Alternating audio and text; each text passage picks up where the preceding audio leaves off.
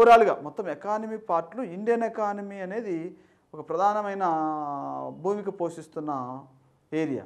అందుకే మనము ఇండియన్ ఎకానమీని బాగా దృష్టించి బాగా చదవాల్సి ఉంటుంది. దట్టు లోతుగా అనాలిసిస్గా మనం చదవాల్సి ఉంటుంది, కాన్సెప్ట్ ఓరియంటెడ్గా చదవాల్సి ఉంటుంది, ఎలిమినేట్ చేసే విధంగా మనం దీన్ని చదవాల్సి ఉంటుందన్నమాట. ఇందులో మనకు ప్రధానంగా మనకు కొన్ని ఏరియాస్ మనం సందర్భానుసారంగా చెప్పాము, ఏది బాగా ఇంపార్టెంట్, ఏది బాగా ఇంపార్టెంట్, వాటిని మనం బాగా లోతుగా అధ్యయనం చేయాలి. ఉదాహరణకు బ్యాంకింగ్ సెక్టార్ ఉందనుకోండి, బ్యాంకింగ్ సెక్టార్లో ఆర్బీఐ విధులు మనకు ఎక్కువగా అడగడానికి అవకాశం ఉంటుంది. ఆర్బీఐలో కూడా మానిటరీ పాలసీ అది చాలా ఇంపార్టెంట్. దాని నుంచి అట్లీస్ట్ 2-3 క్వశ్చన్స్ చిన్న టాపికే అడగటం జరుగుతుంది. అలాగే కొన్నిసారి మనం చూస్తే ఒక చిన్న టాపిక్ నిరుద్యోగం నుండి దాదాపు 6 క్వశ్చన్స్ అడిగాడు. ఆ నిరుద్యోగం అనే టాపిక్ ఎలా అడిగాడు, ఏపీ ఎకానమీ పోర్షన్ కింద అడిగేశాడు. ఇండియన్ ఎకానమీ టాపిక్ని ఏపీ ఎకానమీ పోర్షన్ కింద అడగటం జరిగింది. ఒక ఎగ్జాంపుల్ చెప్తా చూడండి మీకు. ఇప్పుడు పోయినసారి ఒక క్వశ్చన్ అడిగాను, ఆంధ్రప్రదేశ్లోని శ్రామికులు ఒక రంగం నుండి మరొక రంగానికి తరలి వెళ్ళేటప్పుడు ఏర్పడే నిరుద్యోగము ఎటువంటిది అని అడిగాడు. అంటే ఇండియన్ ఎకానమీ సబ్జెక్ట్ను ఏపీ ఎకానమీకి లింకప్ చేసి క్వశ్చన్ అడగడం జరిగింది. చూడండి, ఒక రంగం నుండి శ్రామికులు మరొక రంగానికి ఆంధ్రప్రదేశ్లో తరలి వెళ్ళినట్లయితే అటువంటి నిరుద్యోగాన్ని ఏమంటారని అడిగాడు. దాన్ని ఏమంటారంటే సంగృష్ట నిరుద్యోగిత అంటాం. మనము నిరుద్యోగం అనే చాప్టర్ చెప్పినప్పుడు ఈ విషయం చెప్పాం.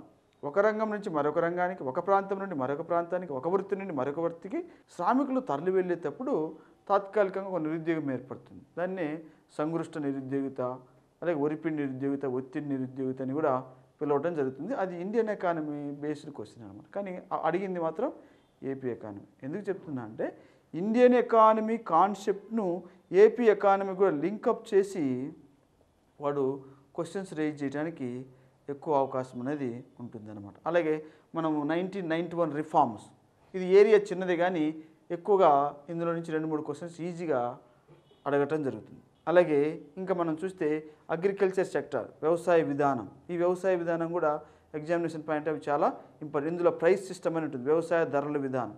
ఇందులో సింపుల్ 2-3 క్వశ్చన్స్ ఈజీగా అడగటం జరుగుతుంది. అలాగే గ్రోత్ థిరీస్లో సింపుల్గా రోస్టో వృద్ధి దశలు, సంతులిత అసంతులిత సిద్ధాంతం, ఇవి చాలా ఇంపార్టెంట్. వీటిలో చిన్న టాపిక్సే కానీ 3-4 క్వశ్చన్స్, ఇంకా వీలైతే 5 క్వశ్చన్స్ అట్లా అడగటానికి అవకాశం అనేది ఉంటుంది. అలాగే ద్రవ్యోల్బణంలో పర్టికులర్గా ఆ యొక్క కాన్సెప్ట్స్ మీద క్వశ్చన్ అడగడానికి అవకాశం అనేది ఉంటుంది. పోయినసారి ద్రవ్యోల్బణ విరామము అనే క్వశ్చన్ అడిగాడు. ద్రవ్యోల్బణ విరామము అంటే ఏంటి అని, ద్రవ్యోల్బణ విరామము అలాగే ప్రతి ద్రవ్యోల్బణ విరామము అని దాని మీద మనకు క్వశ్చన్స్ అడగడానికి అవకాశం. ద్రవ్యోల్బణ విరామం అంటే సమిష్టి సప్లై కంటే సమిష్టి డిమాండ్ ఎక్కువగా ఉన్నప్పుడు ఏర్పడేదాన్ని ద్రవ్యోల్బణ విరామము అంటాం.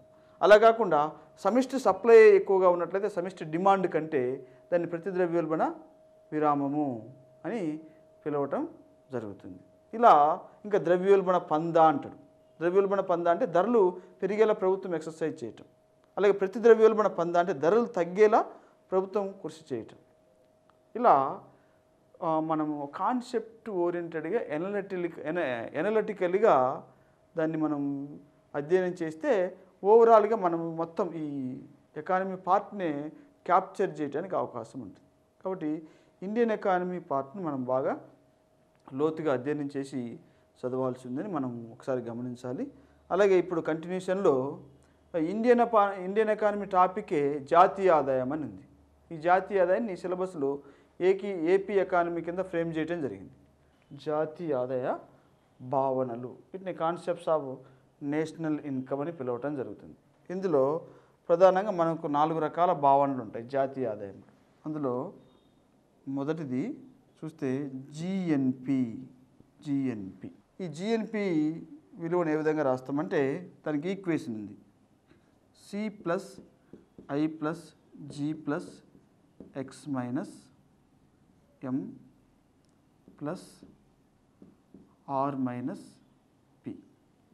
దీన్నే జిఎన్పిగా పిలవటం జరుగుతుంది. జిఎన్పి అంటే అర్థం ఏమిటంటే స్థూల జాతీయ ఉత్పత్తి, gross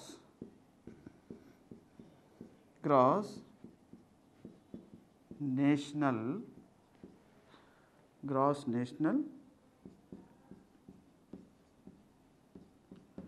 gross national product. Gross national product దీన్ని స్థూల జాతీయ ఉత్పత్తి అంటారు. సో ఈ గ్రాస్ నేషనల్ ప్రోడక్ట్ను ఈ విధంగా మనం మెజర్ చేయడం జరుగుతుంది. ఈ మొత్తము ఇన్కమే గ్రాస్ నేషనల్ ప్రోడక్ట్ లేదా స్థూల జాతీయ ఉత్పత్తి అంటాం. సో ఒక దేశంలో జరిగే సి అంటే కన్జంప్షన్ అని. సి అంటే కన్జంప్షన్ అంటే కన్జంప్షన్ మనం సి అంటే కన్జంప్షన్ వినియోగం, ఒక దేశంలో జరిగే మొత్తం వినియోగ వ్యయం. ఐ అంటే ఇన్వెస్ట్మెంట్, దీన్ని మనం పెట్టుబడి అంటాం, ఒక దేశానికి చెందిన జరిగే మొత్తం పెట్టుబడి. జి అంటే గవర్నమెంట్ ఎక్స్పెండిచర్, ప్రభుత్వ వ్యయము. అలాగే ఎక్స్ అంటే ఎక్స్పోర్ట్స్, ఎగుమతులు అని, ఎగుమతులు. ఈ అంటే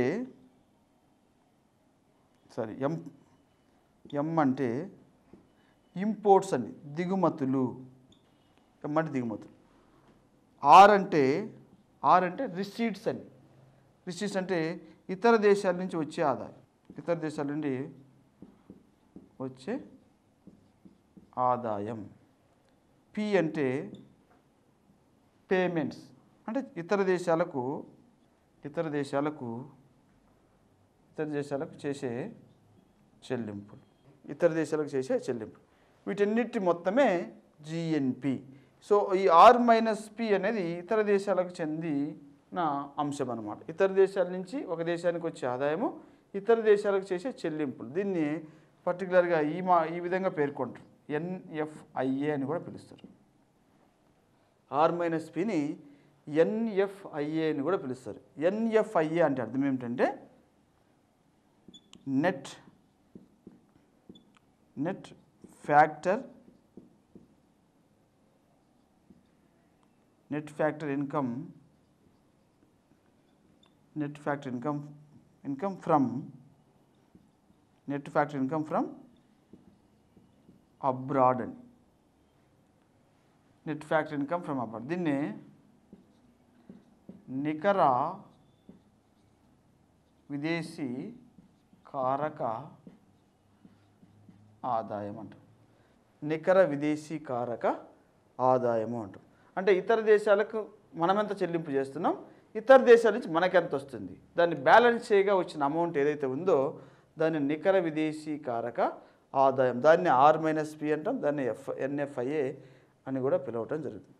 ఈ విధంగా గ్రాస్ నేషనల్ ప్రోడక్ట్లో ఒక దేశానికి చెందిన వినియోగ వ్యయము, ఒక దేశానికి చెందిన పెట్టుబడి వ్యయము, ఒక దేశానికి చెందిన ప్రభుత్వ వ్యయము, ఒక దేశానికి చెందిన ఎగుమతులు, ఒక దేశానికి వచ్చే దిగుమతులు, ఒక దేశానికి ఇతర దేశాల నుంచి వచ్చే ఆదాయము, ఆ దేశం ఇతర దేశాలకు చేసే చెల్లింపులు, ఈ మొత్తాన్ని కలిపి ఒక మొత్తంగా చెప్పినట్లయితే దాన్ని GNP గ్రాస్ నేషనల్ ప్రోడక్ట్ అని మనం చెప్పడం జరుగుతుంది.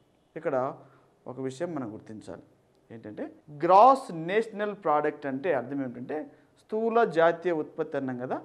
జాతీయ అంటే ఒక దేశానికి చెందిన జాతువులు ఎక్కడన్నా ఉన్నివ్వండి, వారు సృష్టించే ఆదాయం అంతా ఇందులో కౌంట్ అవుతుందని మనం గుర్తుంచుకోవాలి. వారు ఇంగ్లాండ్లో ఉన్ని, జర్మనీలో ఉన్ని, జపాన్లో ఉన్ని, అమెరికాలో ఉన్ని, ఎక్కడన్నా ఉన్ని, ఒక దేశానికి చెందిన జాతీయులు సంపాదించే ఆదాయం అంతా ఇందులో కౌంట్ అవుతుంది అని గమనించాలి. ఇప్పుడు భారతదేశం ఉంది, భారతదేశానికి చెందిన సంస్థలు, వ్యక్తుల ఆదాయం ఇతర దేశాల్లో కూడా రన్ అవుతూ ఉంటే ఆ ఆదాయం కూడా ఇందులో కౌంట్ చేయడం జరుగుతుంది. ఉదాహరణకు భారతదేశానికి చెందిన రిలయన్స్ గ్రూప్ లేదా అంబానీ లేదా విప్రో గ్రూప్ లేదా టాటా గ్రూప్ వాళ్ళు ఇతర దేశాల్లో సంస్థలు ఉన్నట్లయితే అక్కడ ఆ సంస్థలకు వచ్చే ఆదాయం కూడా ఇక్కడ GNPలో కౌంట్ చేయడం జరుగుతుంది. అలాగే భారతదేశానికి చెందిన ఇతరులు, భారతదేశానికి చెందిన NRIలు ఇతర దేశాల్లో వర్క్ చేస్తూ ఉన్నారు, వారు సంపాదించే ఆదాయం అంతా కూడా ఇందులో కౌంట్ అవ్వటం జరుగుతుంది అని మనం గమనించాలి. దాన్నే మనము ఇతర దేశాల నుంచి వచ్చే రిసీట్స్ మనం ఇతర దేశాలకు చేసి చెల్లింపు, అలాగే మనం ఇతర దేశాలకు కూడా చెల్లింపులు చేయడం జరుగుతుంది. వాటన్నిటిని మనం పేమెంట్స్ అని చెప్తాం జరుగుతుంది. ఈ బ్యాలెన్స్నే NFIA net factor income from అబ్రాడ్గా చెప్పడం జరుగుతుంది. ఈ విధంగా GNPని కౌంట్ చేయటం జరుగుతుంది. అలాగే ఈ భావనలలో ఈ జాతీయ ఆదాయ భావనలో మరొక భావన జీడిపి. దీన్ని మనం ఏమంటామంటే గ్రాస్ డొమెస్టిక్ ప్రోడక్ట్ అంటాం. దీన్ని మనము స్థూల దేశీయ ఉత్పత్తి. స్థూల దేశీయ ఉత్పత్తి అంటే అర్థం ఏమిటంటే ఒక దేశ సరిహద్దు లోపల జరిగే వస్తు సేవల ఉత్పత్తి యొక్క అంతిమ విలువను జీడిపిగా పరిగణించడం జరుగుతుంది. ఒక దేశ సరిహద్దు లోపల అని గుర్తుంచుకోవాలి. డి అంటే డొమెస్టిక్, అంటే దేశీయంగా. ఒక దేశ సరిహద్దు లోపల జరిగే మొత్తం ఉత్పత్తి కార్యకలాపాలకు సంబంధించిన అంతిమ విలువను గ్రాస్ డొమెస్టిక్ ప్రోడక్ట్ అంటాం. ఇందులో మనం చూస్తే ఇందులో ఏ అంశాలు వస్తాయి? C+I+G+X-M వస్తుంది. X-M అంటే ఇంటర్నల్గా జరిగే ఎగుమతులు మరియు దిగుమతులు అని అర్థం. సో ఒక దేశంలో జరిగే మొత్తం వినియోగ వ్యయము, సి అంటే కన్జంప్షన్. అలాగే ఒక దేశ సరిహద్దు లోపల జరిగే మొత్తం పెట్టుబడి వ్యయము, ఒక దేశ సరిహద్దు లోపల జరిగే మొత్తం ప్రభుత్వ వ్యయము, అలాగే ఒక దేశానికి చెందిన ఇంటర్నల్ ఎక్స్పోర్ట్స్ అండ్ ఇంపోర్ట్స్, వీటన్నిటి యొక్క మొత్తం విలువనే మనము జాతీయ ఆదాయములో జీడిపిగా పరిగణించడం జరుగుతుంది. దీన్నే డొమెస్టిక్ ప్రోడక్ట్ అంటాం. ఒక దేశ సరిహద్దు లోపల జరిగే మొత్తం ఆదాయము. కాబట్టి ఈ జీడిపిని మనం ఏ విధంగా రాసుకోవచ్చు? ఒక దేశ సరిహద్దుల లోపల జరిగే మొత్తం ఉత్పత్తి కార్యకలాపాలకు సంబంధించిన ఏరియా అన్నమాట జీడిపి. అందువల్ల దీన్ని ఏ విధంగా రాసుకుంటే విదేశాలకు సంబంధించిన ఇన్కమ్ ఇందులో యాడ్ అవ్వటం జరగదు. కాబట్టి GDP equal to GNP minus NFI అని రాయొచ్చు కదా. ఇంతకుముందే మనం చెప్పాం. ఏం చెప్పాం? జిఎన్పిలో ఏం యాడ్ అవుతుంది? Net factor income from abroad అనేది యాడ్ అవుతుంది. కానీ జీడిపిలో ఏమో యాడ్ అవుతుంది? జీడిపిలో ఏమి మినహాయించబడుతుంది? ఇతర దేశాలకు సంబంధించిన ఆదాయము, ఇతర దేశాలకు చేసే చెల్లింపుల విలువ ఇందులో మినహాయించబడటం జరుగుతుంది అన్నమాట. అందువల్ల మనం ఇప్పుడు దీన్ని ఏ విధంగా రాస్తున్నామంటే gross domestic product equal to GNP minus జిఎన్పిలో నుండి ఇది మినహాయించగా ఇది వస్తుందన్నమాట. ఎందుకంటే జీడిపిలో ఇతర దేశాలకు సంబంధించిన ఆదాయము ఉండదు కాబట్టి, ఇతర దేశాల నుంచి వచ్చే ఆదాయం ఉండదు, ఇతర దేశాలకు చేసే చెల్లింపులు కూడా ఉండవు. దాన్నే మనము ఆ ఆదాయ చెల్లింపులు పోంగా ఉన్న మొత్తం వాల్యూను నెట్ ఫ్యాక్టర్ ఇన్కమ్ ఫ్రమ్ అబ్రాడ్గా మనం పిలవటం జరుగుతుంది. ఆ విధంగా ఈ GDP equal to GNP minus net factor income from abroad లేదా R minus P receipts and payments. ఇదేంటి? దేశీయ భూభాగ సరిహద్దు లోపల జరిగేది. అంటే దేశీయ భూభాగ సరిహద్దులో ఇతర దేశాల కంపెనీలు, ఇతర దేశస్తులు సంపాదిస్తున్న ఆదాయం కూడా కౌంట్ అవటం జరుగుతుందని మనం గుర్తించాలి. అయితే మన దేశానికి చెందిన సంస్థలు కానీ వ్యక్తులు కానీ సంపాదించే ఆదాయం కౌంట్ కాదు అని మనం ఇక్కడ గుర్తించాలి. So GDP equal GNP minus NFIA లేదా NFIA equal to GNP minus GDP. ఇట్లా ఏం రాయొచ్చు? NFIA equal net factor income from abroad equal to GNP minus GDP కూడా రాయొచ్చు. అలాగే ఇప్పుడు net factor income from abroad ఇది శూన్యంగా ఉంది, జీరోగా ఉంది. అప్పుడు what about GNP and GDP అని క్వశ్చన్ అడుగుతాడు.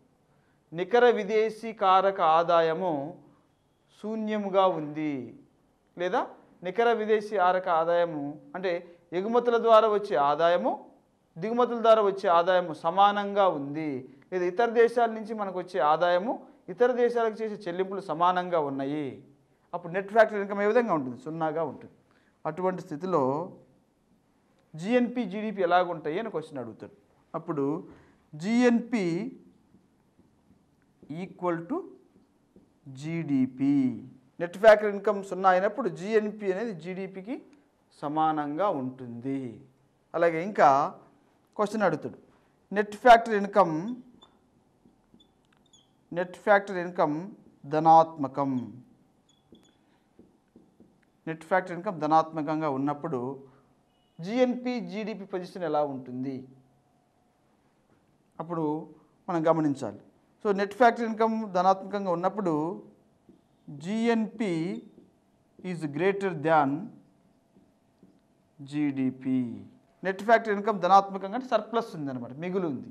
అప్పుడు జిఎన్పి అనేది జీడిపి కంటే సాధారణంగా ఎక్కువగా ఉండటం జరుగుతుంది. ఎందువలన ఇతర దేశాల నుంచి వచ్చే ఆదాయము ఎక్కువగా ఉంది కాబట్టి జిఎన్పి ఇతర దేశాలకు చెందిన ఆదాయం కూడా ఇందులో కలిసి ఉంటుంది కాబట్టి ఇది దేశీయంగా లభించే ఆదాయం కంటే సాధారణంగా ఎక్కువగా ఉంటుంది, ఎందుకంటే ఇందులో సర్ప్లస్ ఉంది కాబట్టి. అలాగే ఎన్ఎఫ్ఐఏ రుణాత్మకంగా ఉందనుకుందాం. అంటే ఎన్ఎఫ్ఐలో లోటు ఉంది అంటే ఒక దేశం ఇతర దేశాలకు చేసే చెల్లింపులు ఎక్కువ ఉన్నాయి వచ్చే ఆదాయం కంటే.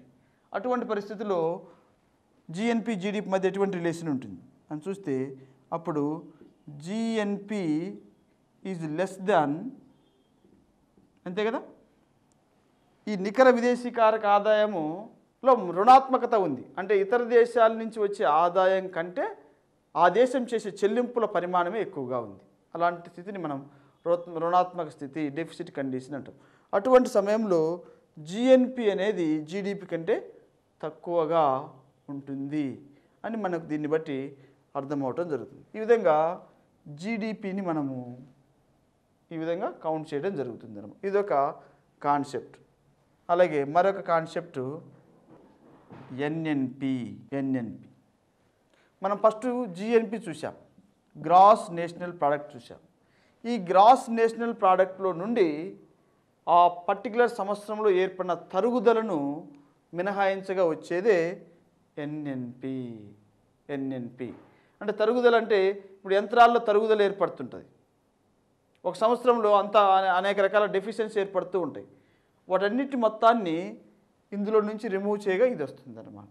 So NNP equal to GNP minus D. D అంటే డిప్రిసియేషన్ అని, దీన్నే తరుగుదల లేదా అరుగుదల అని కూడా పిలవటం జరుగుతుంది. ఈ డీనే మరొక మాటలో కూడా రాస్తారు, డీనే మరొక విధంగా కూడా రాసుకోవచ్చు, GNP minus CFC, consumption of fixed capital అంటాం. కన్జంప్షన్ ఆఫ్ ఫిక్స్డ్ క్యాపిటల్, దీన్ని స్థిర మూలధన వినియోగం అంటారు. ప్రీవియస్గా క్వశ్చన్ అడిగాడు, తరుగుదలని ఇవ్వకుండా తరుగుదల స్థానంలో ఇట్లా అడిగాడు అనమాట. సో తరుగుదలనే కన్జంప్షన్ ఆఫ్ ఫిక్స్డ్ క్యాపిటల్ అంటాం. కన్జంప్షన్ ఆఫ్ ఫిక్స్డ్ క్యాపిటల్, స్థిర మూలధన వినియోగము అంటాం. స్థిరం మనకు ఆల్రెడీ మనం ఇంతకుముందు చెప్పాం, మూలధనాలు ప్రధానంగా రెండు రకాలుగా ఉంటాయని, చర మూలధనము, స్థిర మూలధనం అని చెప్పాం. చర మూలధనం అంటే ఎవరు?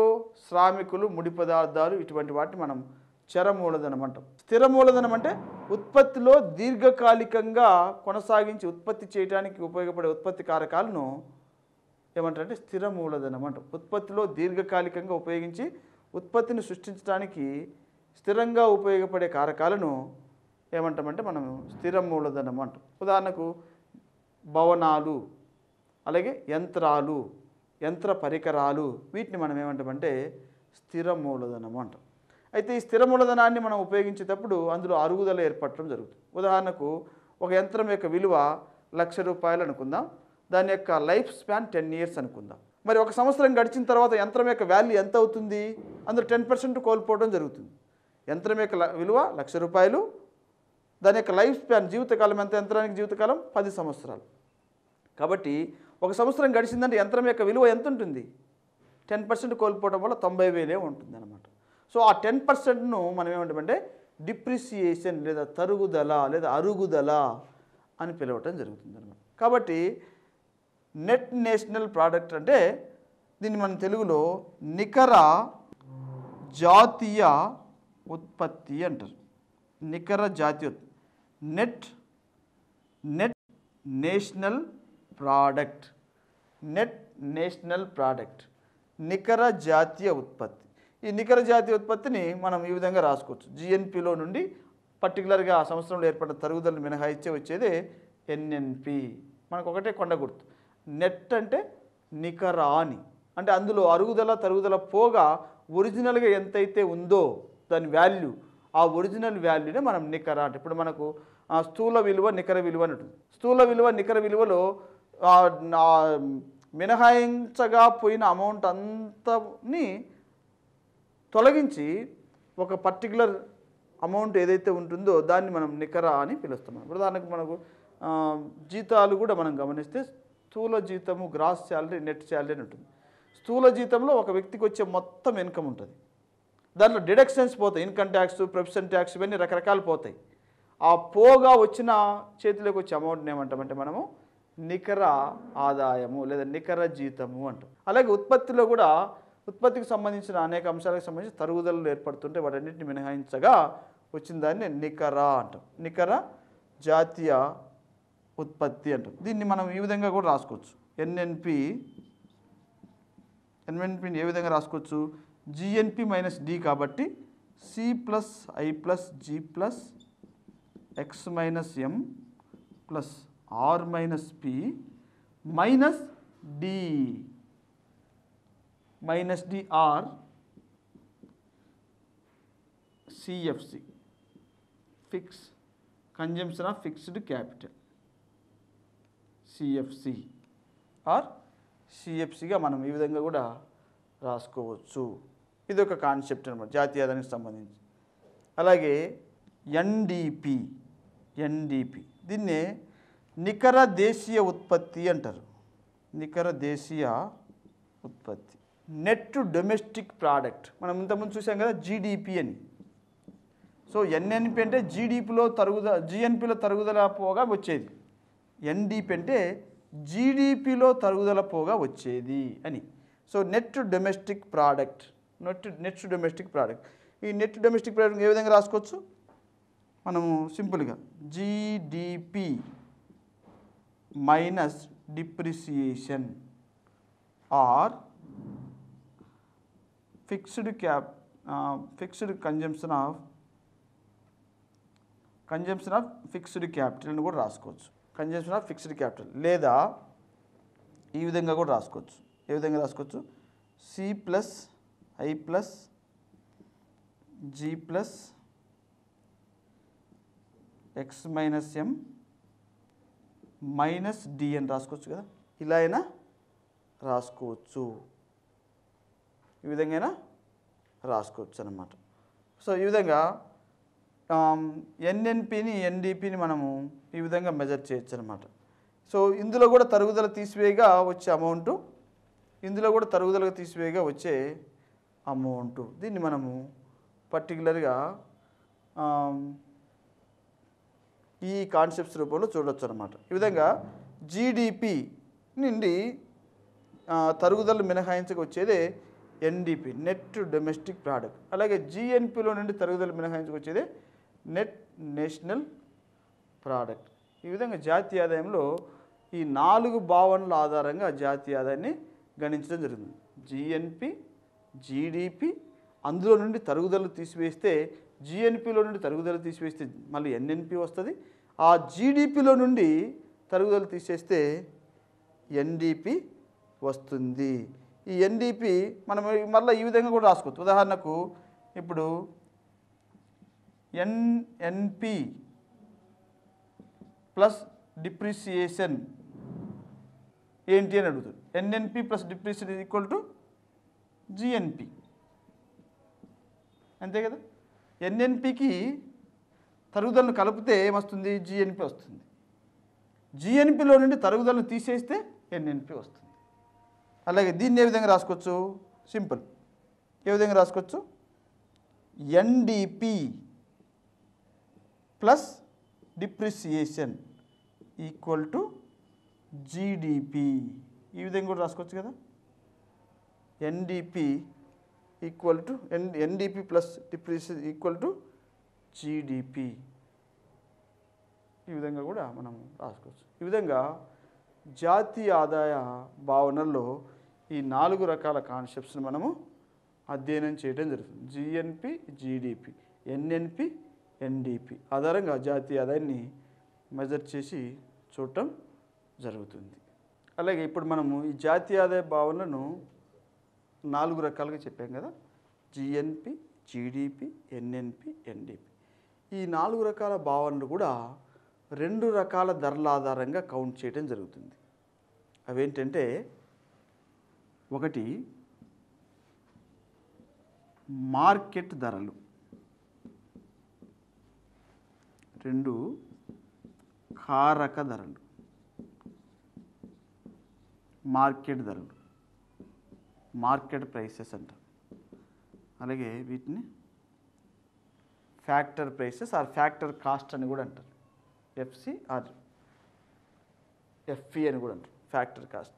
ఈ విధంగా ఇప్పుడు చెప్పిన ఈ యొక్క భావనను 2 రకాల ధరల ఆధారంగా కౌంట్ చేస్తాం. మార్కెట్ ధరలు, ఫ్యాక్టర్ ధరలు. అంటే అర్థం ఏమిటంటే, ఒక వస్తువు మార్కెట్లోకి వచ్చిన తర్వాత దాని యొక్క విలువ ఎంత అని చెప్పడాన్ని ఏమంటే మార్కెట్ ధరలు అంటారు. ఒక వస్తువు మార్కెట్లోకి రాలేదు, ఇంకా ఉత్పత్తి అయి రెడీగా ఉంది, దాన్ని ఏమంటే కారక ధరలు అని. ఉదాహరణకి ఈ పెన్ను ఉందమ్మా, ఈ పెన్ను ఉత్పత్తి చేయబడింది. ఉత్పత్తి చేయబడి దీని యొక్క ఉత్పత్తి వ్యయం 12 రూపాయలు అనుకుందాం. ఈ 12 రూపాయలు వ్యయం కలిగిన ఈ పెన్ను యొక్క ధరను మనం 12 రూపాయలు అని చెప్తున్నాం కదా, అలా చెప్పడాన్ని ఏమంటే కారక ధరలు అంటాం. అంటే ఇది ఉత్పత్తి అయి రెడీగా ఉంది అమ్మబడటానికి, ఇంకా అమ్మకానికి వెళ్ళలే, మార్కెట్లోకి వెళ్ళలే, కాబట్టి దీని యొక్క ధర 12 రూపాయలు అని చెప్పి ఈ యొక్క పెన్నే మార్కెట్లోకి వెళ్ళి మార్కెటింగ్ చేయబడాలంటే ఈ పెన్నును ఉత్పత్తి చేసిన ఉత్పత్తిదారుడు గవర్నమెంట్కు ట్యాక్స్ చెల్లించాలి, అమ్మకం పన్ను చెల్లించాలి, దాన్ని వ్యాట్ అంటాం. లేదా ఎక్సైజ్ ట్యాక్స్ అన్న చెల్లించాలి. ఏదైతే అది ఎక్సైజ్ ట్యాక్స్ আর అమ్మకం పన్ను, వీటిని వ్యాట్ రూపంలో ప్రభుత్వం వసూలు చేస్తుంది. ఈ విధంగా ఈ పెన్ను మార్కెట్లోకి వెళ్ళిన తర్వాత ఈ పెన్ను ఖరీదు 15 రూపాయలు అయిందనుకుందాం, దాన్ని ఏమంటే మార్కెట్ ధర అంటాం.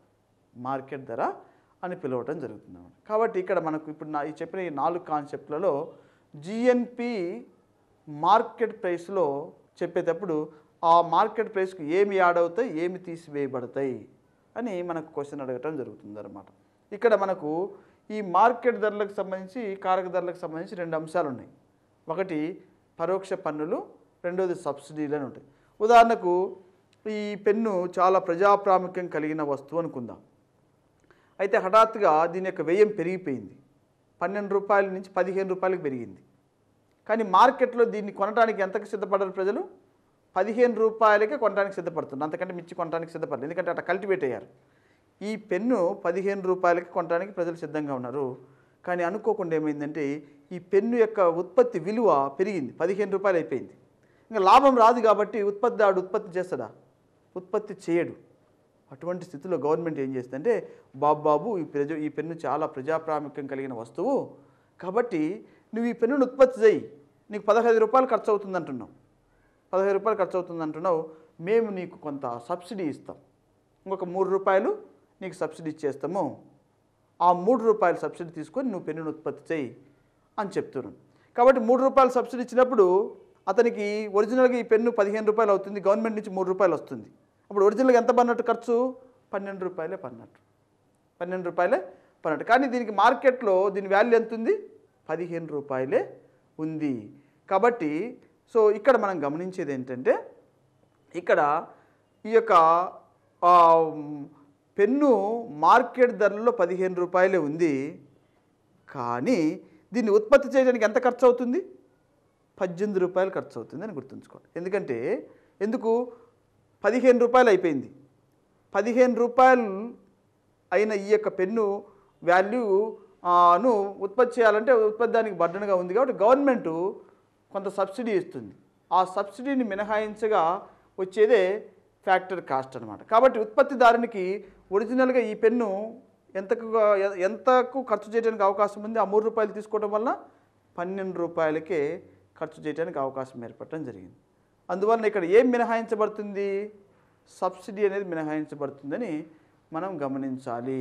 మనం సింపుల్గా ఒక ఈక్వేషన్ వేస్తే మనకి ఈజీగా అర్థమవటం జరుగుతుంది. ఉదాహరణకు మార్కెట్ ధరలు జాతీయ ఆదాయం చూద్దాం. ముందు ఇప్పుడు మనం చెప్పాం కదా, జీడిపి క్వశ్చన్ ఏమడుగుతుంటే జీడిపి మార్కెట్ ధరలలో అంటాడు. జీడిపి మార్కెట్ ధరలలో అంటాడు. జీడిపి మార్కెట్ ధరలలో దాని యొక్క విలువ ఏ విధంగా ఉంటుంది అని చెప్తే మనం ఇంతకుముందు ఈక్వేషన్ లెక్క C plus I plus G plus X minus M. సరే, ఈ వాల్యూను మార్కెట్ ధరలలో మనం చెప్తే దీనికి ఏమి యాడ్ అవుతుందంటే ఐటీ, అది ఇన్ని ఇట్లా రాయాలి ఐటీ, అలాగే మైనస్ సబ్సిడీ. దీని ఈక్వేషన్ ఇదన్నమాట. మార్కెట్ ధరలలో స్థూల దేశీయ ఉత్పత్తిని మనం గణించేటప్పుడు ఈ విధంగా రాస్తాం. ఎందువలన ఇక్కడ ఐటీ అంటే అర్థం ఏమిటంటే ఇండైరెక్ట్ ట్యాక్సెస్ అని, పరోక్ష పన్నులు. మరి ఇప్పుడు మార్కెట్ ధరలో దీని యొక్క వాల్యూ ఎంత అని చెప్పాము మనము? 15 రూపాయలు అని చెప్పాము. దీని ఖర్చు ఎంత అని చెప్పాము? 12 రూపాయలు అని చెప్పాం.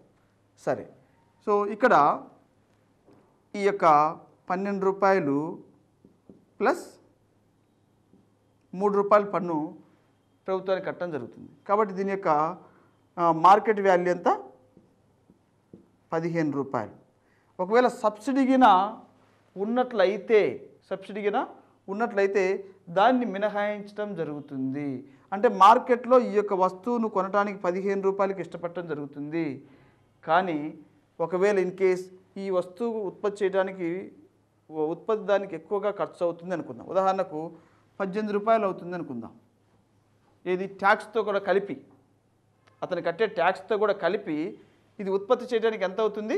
18 రూపాయలు అవుతుంది అనుకుందాం.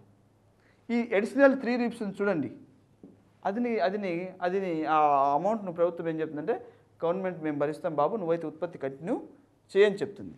అలా సబ్సిడీ ఒకవేళ 3 రూపీస్ ఇచ్చినట్లయితే దాన్ని మినహాయించడం జరుగుతుంది. ఏది ఇన్ కేస్ ఇచ్చినట్లయితే. అలా ఒకవేళ ఏది ఈ యొక్క వస్తువు ధర పెరిగినప్పుడు, ఇప్పుడు మనం ఏమనుకున్నాం, ఒక వస్తువు 12 రూపాయలు ఖర్చు అవుతుంది, అతను 3 రూపాయలు ప్రభుత్వానికి ట్యాక్స్ చెల్లిస్తున్నాడు, 15 రూపాయలకు అమ్ముతున్నాడు అని చెప్పాం, అవునా? కాబట్టి మార్కెట్లో దాని యొక్క వాల్యూ 15 రూపాయలు అని చెప్తున్నాం, అవునా?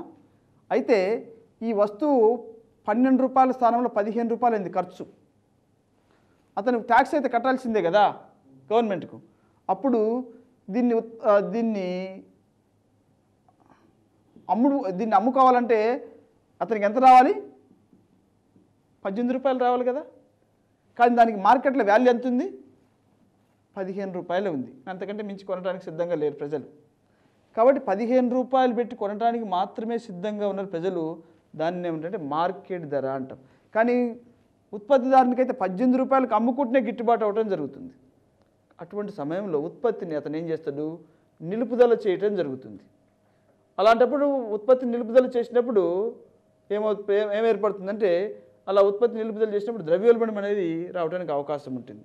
అందువల్ల ప్రభుత్వం ఏం చేస్తుందంటే కొన్ని ముఖ్యమైన వస్తువుల విషయంలో సబ్సిడీ ఇవ్వటం జరుగుతుంది. ఇప్పుడు ఇతనికి ఏం చెప్తుంది? బాబు, నీకు ఉత్పత్తి ఏం పెరిగిందంటున్నావు కదా, 3 రూపీస్ పెరిగిందంటున్నావు కదా, ఈ 3 రూపీస్ మేము ఇస్తాం, కానీ నువ్వు మార్కెట్లో ఎంతకు అమ్మాలి? 15 రూపాయలకే అమ్మాలి అని చెప్తున్నాడు. కాబట్టి మార్కెట్లో ఇప్పుడు మనం ఏం చెప్తున్నాం? మార్కెట్లో దీన్ని 15 రూపాయలకు అమ్మాలి. కాబట్టి ఇక్కడ 3 రూపీస్ ఏదైతే గవర్నమెంట్ అతనికి చెల్లించిందో అది ఏం చేయాలా? 15 రూపాయలు రావాలంటే మినహాయించలేసింది కదా. ఈ సబ్సిడీ ఏదైతే 3 రూపీస్ గవర్నమెంట్ ఇచ్చిందో దాన్ని మినహాయిస్తేనే కదా 15 రూపాయలు వచ్చేది, లేకుంటే 18 రూపాయలు వస్తుంది కదా. కాబట్టి మార్కెట్ ధరలలో ఒక వస్తువు విలువను గణించేటప్పుడు ప్రభుత్వానికి అతను చెల్లించే ట్యాక్సులు కలపబడతాయి. ఒకవేళ గవర్నమెంట్ ఏమైనా సబ్సిడీ ఇచ్చినట్లయితే, సబ్సిడీ ఎప్పుడు ఇస్తుంది? ప్రైవేటు వ్యక్తులు భరించరాని స్థితిలో ఉత్పత్తి ఉన్నప్పుడు మాత్రమే సబ్సిడీ ఇవ్వడం జరుగుతుంది. గ్యాస్ సబ్సిడీ ఇస్తుంది గవర్నమెంట్. యాక్చువల్గా గ్యాస్ సిలిండరు 400 లేదా 500 రూపాయలకు ఇస్తారా? ఉత్పత్తిదారులు ఇవ్వలేరు, ఎందుకంటే వారికి గిట్టుబాటు కాదు. కానీ వారు ఎవరి దగ్గర నుంచి వసూలు చేస్తున్నారు? ఆ డబ్బును గవర్నమెంట్ నుంచి వసూలు చేస్తున్నారు. గవర్నమెంట్ నుండి ఆ సబ్సిడీని వాళ్ళు తీసేసుకొని 450 లేదా 500కు మార్కెట్లో సిలిండర్ను సప్లై చేస్తున్నారు. కాబట్టి మార్కెట్లో సిలిండర్ ధర ఎంత ఉంది? 500 అనుకుందాం. కానీ దానికి ఒరిజినల్గా అయ్యే వ్యయం ఎంత 800 అనుకుందాం. అది 300 లెస్ అవుతుందా లేదా? మార్కెట్ ధరలో 500 అని మనం ఎలా చెప్తున్నాం? ఆ 300 మినహాయించబట్టే కదా చెప్తుంది. కాబట్టి సబ్సిడీ ఏదైతే ఉందో దాన్ని మినహాయించడం జరుగుతుంది. చెల్లించబడిన పన్నులు ఏవైతే ఉన్నాయో వాటిని యాడ్ చేయటం జరుగుతుంది. ఇలా మార్కెట్ ధరలలో ఒక వస్తువును గణించేటప్పుడు క్వశ్చన్ ఏమడుగుతుందంటే పరోక్ష పన్నులు ఏమవుతాయి, సబ్సిడీలు ఏమవుతాయి అంటాడు. పరోక్ష పన్నులు ఏమవుతాయంటే కలపబడతాయి, సబ్సిడీలు ఏమో మినహాయించబడతాయి అని మనం గుర్తుంచుకోవాలి. మినహాయించబడతాయి అని మనం గుర్తుంచుకోవాలి. కాబట్టి క్వశ్చన్ ఏమడుగుతుందంటే మార్కెట్ ధరలలో జాతీయ ఆదాయాన్ని గణించేటప్పుడు కలుపబడేవి మార్కెట్లోకి వస్తువు వచ్చిందంటే అది మనకు కొండ గుర్తు ఏంటంటే ట్యాక్స్ చెల్లించబడిందనే కదా కొండ గుర్తు. కాబట్టి ఇండైరెక్ట్ ట్యాక్స్ చెల్లించబడేది కాబట్టి కలపబడతాయి. అలాగే ఇన్ కేసు సబ్సిడీలు ఏమైనా ఉన్నట్లయితే అవి మినహాయించబడతాయి. మనం ఎప్పుడు ఒకటే కొండ గుర్తు కలిగి ఉండాలి. ఏమిటంటే ఒకవేళ ఇండైరెక్ట్ ట్యాక్సెస్ ప్లస్ అయినాయి అంటే ఇది మైనస్ అవుతుంది, ఇది ప్లస్ అయిందంటే ఇది మైనస్ అవుతుందని కొండ గుర్తు కలిగి ఉండాలి. ఈ విధంగా జీడిపి మార్కెట్ ప్రైసెస్ను గణించేటప్పుడు మనం ఈ విధంగా పేర్కొనడం జరుగుతుంది. అలాగే GDP factor prices, GDP factor prices గురించి మనం చూద్దాం. జీడిపి ఫ్యాక్టర్ ప్రైస్ కనుక్కున్నప్పుడు same C plus I plus G plus X minus ఎం.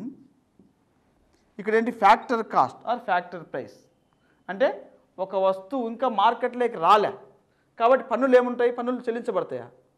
చెల్లించబడవు కదా, ఎందుకంటే ఇంకా మార్కెట్లోకి వచ్చిన తర్వాత మాత్రం పన్ను చెల్లించబడుతుంది. కానీ ఇక్కడ ఏమైంది, ఇంకా మార్కెట్లోకి వస్తువు రాలే, అలా మార్కెట్లోకి రాకుండా వస్తువు ఓన్లీ తయారై సిద్ధంగా ఉంది, దాన్ని మనం ఫ్యాక్టర్ కాస్ట్ అంటాం. సో ఈ విధంగా మనం ఫ్యాక్టర్ కాస్ట్ చెప్పేటప్పుడు ఈ యొక్క ఇండైరెక్ట్ ట్యాక్స్ అనేది మినహాయించబడటం జరుగుతుంది. ఎందుకంటే ఇది చెల్లించబడలేదు కాబట్టి దాన్ని రిమూవ్ చేయటం జరుగుతుంది. అలాగే సబ్సిడీలు ఏమవుతాయి, కలపబడటం జరుగుతుంది.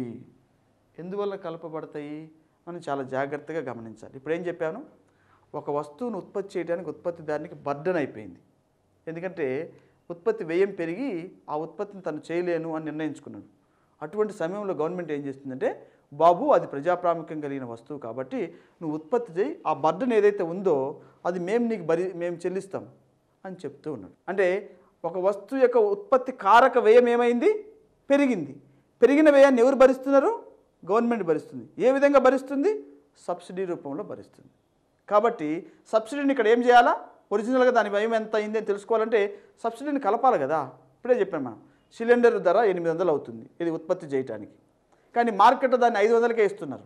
కానీ ఒరిజినల్గా దానికి ఉత్పత్తి చేయడానికి ఎంత వ్యయం అవుతుందని చెప్పాము, 800 అవుతుందని చెప్పాము. సో 800ను మనం ఏమంటాము, కారక ధర అంటాం. ఎందుకంటే అది ఉత్పత్తి చేయడానికి 800 వ్యయం అవుతుంది కాబట్టి. కానీ మార్కెట్లో 800 పెట్టి కొనడానికి ప్రజలు సిద్ధంగా లేదు, ఎందుకంటే అంత పెట్టి కొనడానికి ప్రజల ఆదాయ స్థాయి సహకరించడం లేదు. కాబట్టి మార్కెట్లో 500 పెట్టే కొంటున్నారు. అవునా, 500 పెట్టే కొంటున్నారు కాబట్టి దాన్ని మార్కెట్ ధర అంటున్నాం. అవునా, మరి దాన్ని ఉత్పత్తి చేయడానికి ఎంత అవుతుందని చెప్పాం, 800 అవుతుందని చెప్పాం. మరి 800లో 500కి ఎంత యాడ్ అయింది, 300 యాడ్ అయింది. 300 యాడ్ అయిందా లేదా? ఈ 300 మనం ఏమంటున్నాం, సబ్సిడీ అంటున్నాం. ఈ సబ్సిడీ యాడ్ అయిందా తీసివేయబడిందా, యాడ్ అయింది. ఏ విషయంలో, కారక ధరల విషయంలో. కాబట్టి సబ్సిడీ అనేది కలపబడుతుంది. సబ్సిడీ అనేది ఇప్పుడు మనం ఏం చెప్పుకున్నాం, ఇతనికి ఈ వస్తువును ఉత్పత్తి చేయడానికి మొత్తము పన్నుతో కలిపి 18 రూపాయలు అవుతుంది. ఈ 3 రూపాయలు ఎక్సెస్ బేర్ చేయలేని కండిషన్లో ఈ 3 రూపాయలను గవర్నమెంట్ ప్రొవైడ్ చేస్తుందని చెప్పాం. కాబట్టి కారక ధర ఎంత అవుతుంది, మొత్తం చూస్తే 12 రూపాయలు ప్లస్ 3 రూపాయలు. అవునా, 12 రూపాయలు గతంలో అయ్యేది, ఇప్పుడు 3 రూపాయలు ఎక్సెస్ అవుతుంది. దీన్నే కారక ధర అంటాం. అవునా, మరి 3 రూపాయల ఎక్సెస్ని మనం కలుపుతూనే కదా ఇది 15 రూపాయలు అవుతుంది దీని యొక్క ధర అని. 15 రూపాయలు అవుతుంది, ఇంక 15 రూపాయలకి అమ్మితే ఏం లాభం వస్తుంది, ఏం లాభం రాదు. కాబట్టి ప్రభుత్వం ఏం చేస్తుందంటే ఈ 3 రూపాయలు అతనికి ఇస్తుంది. ఎందువలన ఆ పెన్ను ధర అతడు ఉత్పత్తి చేయడానికి 15 రూపాయలు అవుతుంది కాబట్టి 3 రూపాయలు అతనికి ఇస్తుంది. అతను ట్యాక్స్ కట్టి దీన్ని రూపాయలకి అమ్ముకోవడం జరుగుతుంది. ఎందుకంటే ఈ రూపాయలు తీసుకున్నప్పుడు అతనికి ఒరిజినల్గా కాస్ట్ ఎంత అయింది? పెన్ను కాస్ట్ 12 అయింది. కానీ ఒరిజినల్గా ఈ పెన్నును ఉత్పత్తి చేయడానికి ఎంత అయింది? వ్యయము 15 అయింది. దీన్ని ఏమంటారంటే ఫ్యాక్టర్ కాస్ట్. ఈ 15 రూపాయలు ఖర్చు అయింది మనం ఎలా చెప్తున్నాం? గవర్నమెంట్ ఇచ్చిన ఈ 3 రూపాయలు కలుపుకోవటం వల్లనే కదా. కాబట్టి ఇక్కడ సబ్సిడీలు అనేవి కలుపబడుతవి. కాబట్టి ఇక్కడ క్వశ్చన్ ఏంటంటే మనకు జాతీయ ఆదాయాన్ని మార్కెట్ ధరలో గణించేటప్పుడు పరోక్ష పన్నులు కలపబడతాయి. అలాగే జాతీయ ఆదాయాన్ని మార్కెట్ ధరలో గణించేటప్పుడు సబ్సిడీలను ఏం చేస్తారు? మినహాయించడం జరుగుతుంది. ఒకవేళ సబ్సిడీలను కలిపితే దాని యొక్క వాల్యూ ఎక్కువైపోవడం జరుగుతుంది. ఇప్పుడు ఉదాహరణకు మనం గ్యాస్ సిలిండర్ ధర 500 మార్కెట్లో 500 అని చెప్పాం, సబ్సిడీ 300 ఇస్తున్నారని చెప్పాం. ఈ 300 కూడా కలిపితే ఏమవుతుంది? మళ్ళీ 800 అవుతుంది. కానీ మార్కెట్లో 800 పెట్టి కొనడానికి సిద్ధంగా లేరే, 500 పెట్టి కొనడానికి సిద్ధంగా ఉన్నారు. ఆ 500 మనం ఎలా చెప్తున్నాం? సబ్సిడీ 300 ఏదైతే ఉందో దాన్ని తీసివేయటం వల్ల 500 అని చెప్తున్నాం, అంతే కదా. కాబట్టి మార్కెట్ ధరలలో పరోక్ష పన్నులు కలపబడతాయి, సబ్సిడీలు మినహాయించబడతాయి. అలాగే కారక ధరలలో ఇది ఇంకా మార్కెట్లోకి వెళ్ళలేదు కాబట్టి పరోక్ష పన్నులు మినహాయించబడతాయి. మార్కెట్లో దాని విలువ పెరిగింది కాబట్టి సబ్సిడీ రూపంలో ప్రభుత్వం ద్వారా అతను పొందుకుంటున్నాడు కాబట్టి అది కలపబడటం జరుగుతుంది. సబ్సిడీ కలపబడుతుంది. అలాగే పరోక్ష పన్నులు మినహాయించబడతాయి కారక ధరల విషయంలో. ఈ విధంగా మార్కెట్ ధరలు, కారక ధరలను 2 రకాలుగా ఈ కౌంట్ చేయడం జరుగుతుంది. కాబట్టి ఇక్కడ ఈ యొక్క పరోక్ష పన్నులు మైనస్ సబ్సిడీలను ఏమని పిలుస్తారంటే ఈ రెండింటిని నికర పరోక్ష పన్నులు అంటాం. దీన్ని మనం నెట్ ఐటీ అంటాం. నికర పరోక్ష పన్నులు, దీన్ని నెట్ ఐటీ అంటాం అన్నమాట.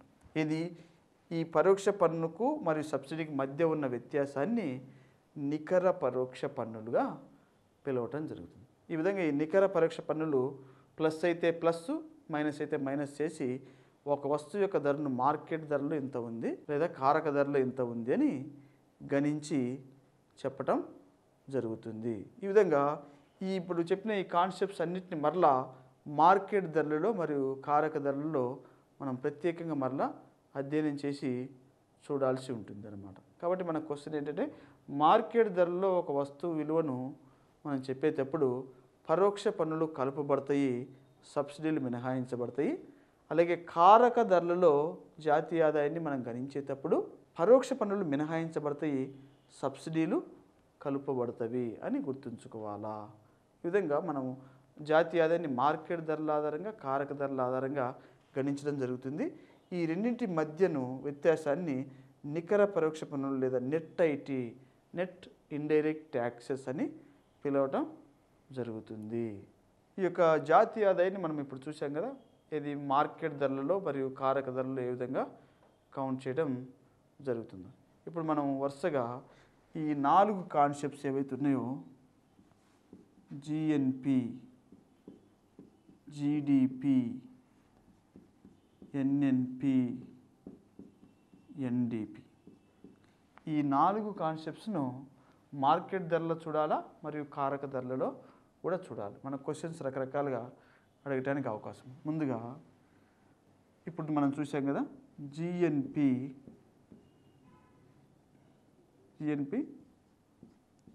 Market prices. GNP market prices మనం ఏ విధంగా చూసాం? C+I+G+X-M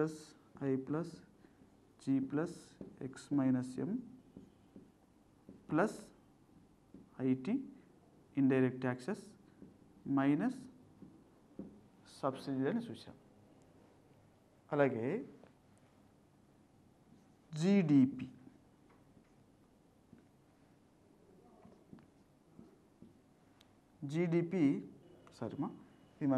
ఇది జీడిపి మార్కెట్ ప్రైసెస్ను మనం ఈ విధంగా చూసాం. తర్వాత GNP market prices. GNP market ప్రైసెస్లో మనకి యాడ్ అయ్యేది ఏముంటుంది? సేమ్ జీడిపి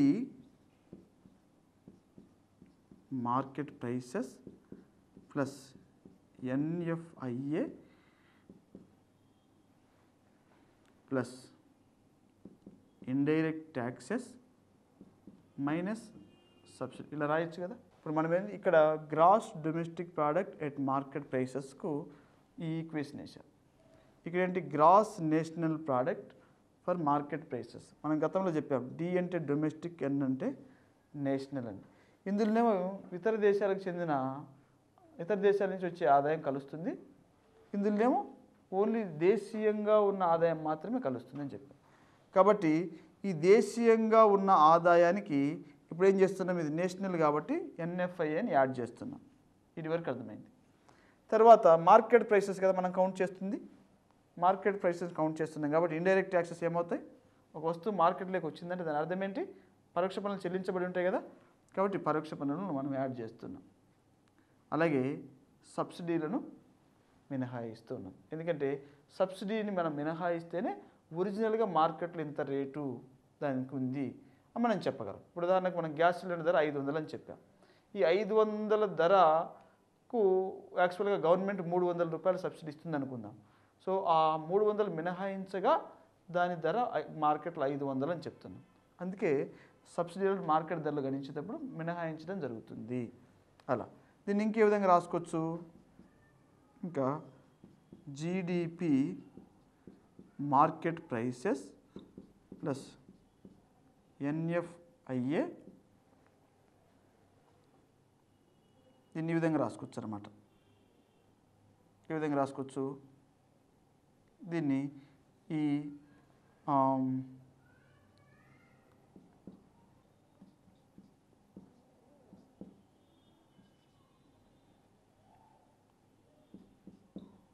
నెట్ ఐటెం రాసుకోవచ్చు కదా, నెట్ ఐటెం రాసుకో. ఎందుకంటే ఈ నికర పరోక్ష పన్నులు అనేవి ఇందులో యాడ్ అవుతాయి కాబట్టి, ఇందులో మార్కెట్ ప్రైసెస్లో మనం గణించేటప్పుడు ఇన్ కేస్ సర్ప్లస్ ఉంటే ఏది ట్యాక్సెస్లో దీన్ని ఈ రెండిట్లో మినహాయింపులో ఈ పరోక్ష పన్నులు మరియు సబ్సిడీలు మనము కౌంట్ చేసేటప్పుడు సర్ప్లస్ ఉన్నట్లయితే అది ఇందులో యాడ్ అవ్వటం జరుగుతుంది మార్కెట్ ప్రైసెస్లో. అలా ఇట్లా కూడా రాసుకోవచ్చు. లేదా ఇంకా ఈ ఎన్ఎఫ్ఐఏ ఉంది, ఈ ఎన్ఎఫ్ఐఏ 0 ఉంది అని అంటాడు. అప్పుడు what about GNP market prices and GDP market prices? GNP market prices equal to GDP market prices. ఎందువలన ఇది 0 ఉన్నట్లయితే, ఒకవేళ ఇది ధనాత్మకం ఉంది అనుకుందాం, అప్పుడు GNP market prices greater than GDP market prices. ఇది ఒకవేళ రుణాత్మకం ఉంది అనుకుందాం, అంటే ఇతర దేశాల నుంచి వచ్చే ఆదాయం కంటే వ్యయం ఎక్కువగా ఉంది, అప్పుడు GNP market prices is less than GDP market prices అని మనం ఈ విధంగా కూడా రాసుకోవచ్చు అన్నమాట. ఈ విధంగా జిఎన్పి మార్కెట్ ప్రైసెస్ను ఈ విధంగా కౌంట్ చేయడం జరుగుతుంది. అలాగే ఇంకా next NDP market prices. NDP market ప్రైసెస్ని ఏ విధంగా గణిస్తాం? NDP market prices equal to GDP market prices minus depreciation, minus తరుగుదల అని రాయొచ్చు కదా. Net domestic product market prices equal to gross domestic product minus depreciation. మనం ఇంతకుముందు ఏం చెప్పాము? ఎన్డిపి కనుక్కోవాలంటే జీడిపిలో నుండి తరుగుదల తీసివేయాలని చెప్పాము. ఇక్కడ ఏం కౌంట్ చేస్తున్నాం? మార్కెట్ ప్రైసెస్ని కౌంట్ చేస్తున్నాం. ఎన్డిపి మార్కెట్ ప్రైస్లో ఎంత అని మనం కౌంట్ చేయాలంటే జీడిపి మార్కెట్ ప్రైసెస్లో నుండి తరుగుదలను మనం మినహాయించగా వచ్చేదే ఎన్డిపి మార్కెట్ ప్రైసెస్. దీన్ని మనం తరుగుదలను ఇంకే విధంగా రాసుకోవచ్చు, ఫిక్స్డ్ క్యాపిటల్ కన్జంప్షన్ అని కూడా రాసుకోవచ్చు, స్థిర మూలధన వినియోగము. ఈ విధంగా మనము రాయొచ్చు. అలాగే GDP market prices equal to NDP market prices plus depreciation రాసుకోవచ్చు కదా. GDP market prices equal to gross domestic product market prices equal to net domestic product market prices plus depreciation, తరుగుదల. అంటే ఈ తరుగుదల కలిపి ఉన్న వాల్యూని మనం జీడిపి అంటాం. ఇక్కడేంటి, మనము నికర దేశీయ ఉత్పత్తి మార్కెట్ ధరలో కౌంట్ చేస్తున్నాం కాబట్టి ఇక్కడ తరుగుదల మినహాయించబడుతుంది. కానీ ఇక్కడేంటి, స్థూల దేశీయ ఉత్పత్తిని మార్కెట్ ధరలో కౌంట్ చేస్తున్నాం అంటే తరుగుదల కలిసి ఉంటుంది కదా. ఎందులో కలిసి ఉంటుంది, ఈ యొక్క NDP net domestic product market ప్రైసెస్లో తరుగుదల కలిసి ఉంటుంది. కాబట్టి మనం GDP market prices equal to NDP market prices డిగా రాసుకోవచ్చు అన్నమాట.